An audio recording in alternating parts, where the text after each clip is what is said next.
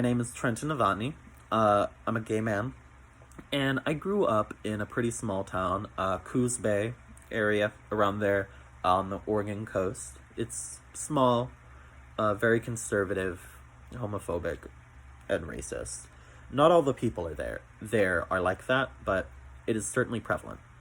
And I had experienced quite a bit of homophobia growing up, which was challenges in on itself.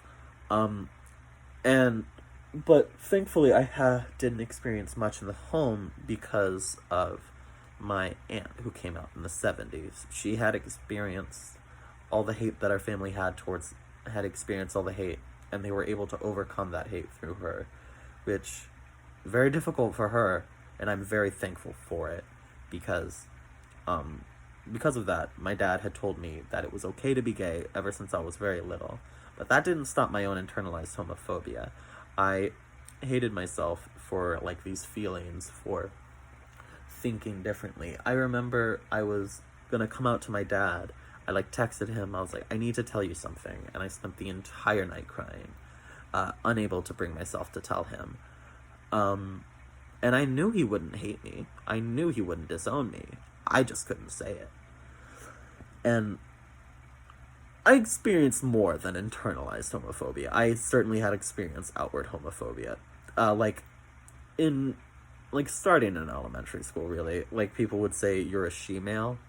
I don't even know what the freak that is. Um, and then later, people would tell me to kill myself for being gay, or that, uh, or they would say faggot in the hallways. Things like that, certainly. I never experienced any physical aggression. I was told by an old stepdad that all gay men should be rounded up and shot once, which certainly caused developed like trauma and things that I had to work through. But yeah, so growing up in a small town, you don't really get to be experienced around a lot of other gays, and one of the only ways to really be able to go meet more gay people is to go on apps. And one of the most common apps is Grindr. And I have a hate relationship with Grindr. Uh, I mean, the app itself is fine. It's just the things that go on the app. Oftentimes, you'll see like a lot of toxic gays, and by that I'm meaning things like gay men that will say no fats, no femmes, no Asians, no blacks, no Latinos, and just be no trans, and just be outwardly hateful towards many groups of people for absolutely no reason. Though I'll often see a lot of fat shaming as well, which I of course take issue with. We should not be shaming ourselves. We should not be trying to put each other down. We should try and be lifting each other up.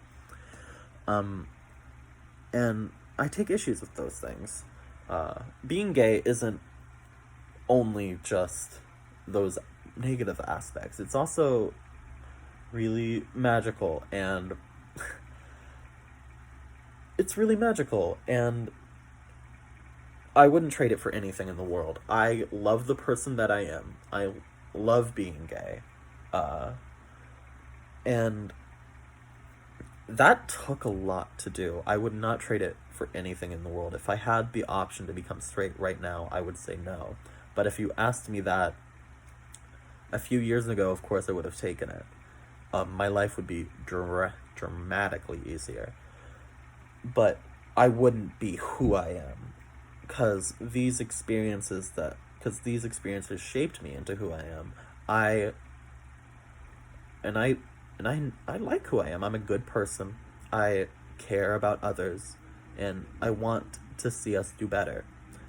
And I want to stop the hate that we have towards ourselves and towards our own community. Instead of putting each other down, we need to be lifting each other up. We are not our repressors. We should not be doing this. And I'm very passionate about that. I don't know how I could possibly go about trying to change that. I'm just one person, but making my opinions known and being vocal about it and calling out transphobia and homophobia and racism when I see it is all I can really do, and that's what I do for the most part. thank you for coming to my TED Talk.